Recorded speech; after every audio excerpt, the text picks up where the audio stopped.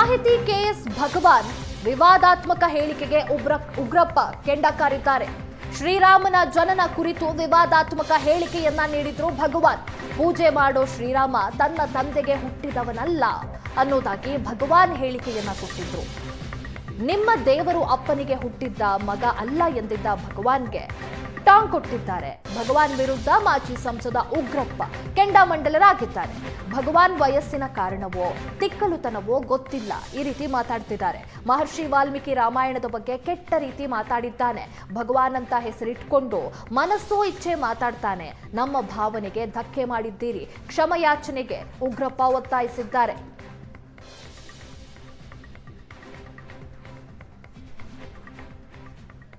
ರಾಮ ಮಂದಿರ ಏಕೆ ಬೇಡ? ರಾಮ ದೇವರು ಕೊಟ್ಟಿಲ್ಲ. ರಾಮ ವಾಲ್ಮೀಕಿ ರಾಮಾಯಣದ ಪ್ರಕಾರ ಅವರ ತಂದೆಗೆ ಹುಟ್ಟಿದವನಲ್ಲ ಅವನು. ರಾಮ ವಾಲ್ಮೀಕಿ ರಾಮಾಯಣದಲ್ಲಿ ಏನು? ವಾಲ್ಮೀಕಿ ರಾಮಾಯಣದಲ್ಲಿ ದಶರಥ ಪುತ್ರ ಕಾಮೇಷ್ಟಿ ಯಾಗವನ್ನು ಮಾಡ್ತಾನೆ. ಆ ಪುತ್ರ ಕಾಮೇಷ್ಟಿ ಯಾಗದಲ್ಲಿ ರಾಮನ ನಿಯಮ ಏನು ಅಂತಂದರೆ, ಮಹಾರಾಜ ತನ್ನ ಮಹಾರಾಣಿಯರನ್ನ ಪುರೋಹಿತರಿಗೆ ಕೊಡಬೇಕು. ಅವತ್ತಿನ ರಾತ್ರಿ ಆ ಪುರೋಹಿತರು ಅವರ ಮಹಾರಾಣಿಯರನ್ನ ಮಲಿಕೊಳ್ಬೇಕು. ಅಲ್ಲಿ ವಾಲ್ಮೀಕಿ ರಾಮಾಯಣ ನಾನು ಉಲ್ಲೇಖ ಕೊಟ್ಟಿದ್ದೇನೆ.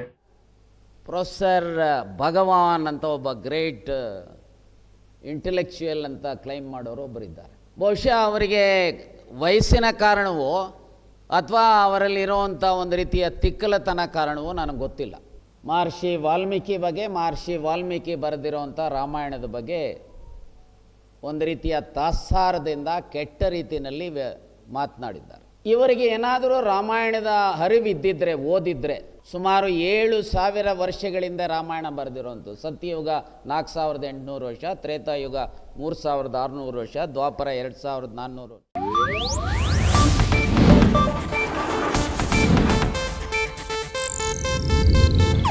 ಇದು ಏಷ್ಯಾನೆಟ್ ನ್ಯೂಸ್ ನೆಟ್ವರ್ಕ್ ಪ್ರಸ್ತುತಿ.